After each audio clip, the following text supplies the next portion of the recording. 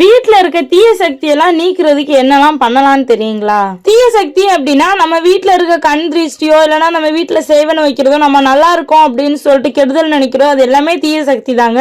அது எல்லாத்தையுமே நம்ம நீக்கணும், அது எல்லாமே நம்ம வந்துட்டு திருப்பி விடணும் அப்படின்னு சொல்றதுக்கு சில வழிமுறைகள்லாம் இருக்கு. அதெல்லாம் என்னென்ன அப்படிங்கறது இந்த ஒரு வீடியோல பார்க்கலாம். வீடியோக்குள்ள போறதுக்கு முன்னாடி மறக்காம என்னோட சேனலை சப்ஸ்கிரைப் பண்ணி வச்சுக்கோங்க. அது மட்டும் இல்லாம உங்களுக்கு பிடிச்ச கடவுள் யாரு அப்படிங்கறதையும் கமெண்ட் பாக்ஸ்ல மறக்காம சொல்லிட்டு போங்க. முதல் வழி என்ன அப்படின்னு பாத்தீங்கன்னா, தினமுமே வீட்டுல வந்துட்டு தீபம் ஏற்றணுங்க. தீபம் ஏற்றினாலே தீ சக்தி எல்லாமே விலகிரும். ரெண்டாவதா பாத்தீங்கன்னா, முக்கியமான விசேஷ நாட்கள் இல்லைன்னா வெள்ளி செவ்வாய் இது போல நாட்கள்ல எல்லாம் கோமிய தண்ணீரை வந்துட்டு வீடு முழுவதும் தெளிக்கணுங்க. அது மட்டும் இல்லாம வாசல்ல மாட்டு சாணத்தை வந்துட்டு போடுறது உண்மையாலுமே ரொம்ப நல்லதுங்க.